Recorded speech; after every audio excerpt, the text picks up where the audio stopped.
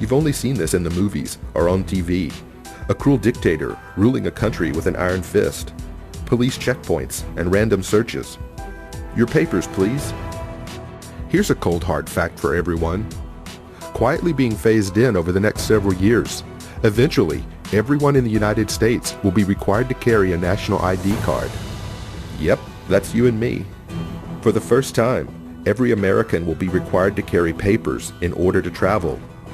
Without the card, you will not be able to cross state lines, board an airplane, or enter a federal building.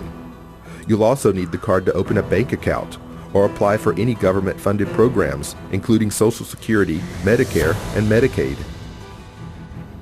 In 1958, Supreme Court Justice William O. Douglas wrote that the federal government may not restrict the right to travel without due process. The right to travel is a part of the liberty of which a citizen cannot be deprived without due process of law under the Fifth Amendment. But here we go again with another piece of legislation that is in absolute conflict with the Privileges and Immunities Clause of the United States Constitution. So now, you won't be able to travel in the United States unless you're willing to submit to police checkpoints and armed guards. Couple those Orwellian facts with all of the other constitutionally fatal bills that we've just discussed, and people, we're living in a freaking police state.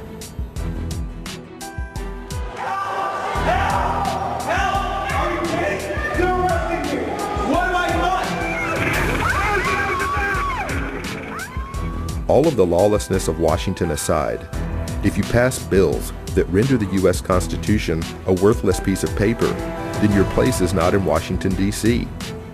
We need leaders who will uphold their solemn oath to defend the Constitution from all enemies, foreign and especially domestic.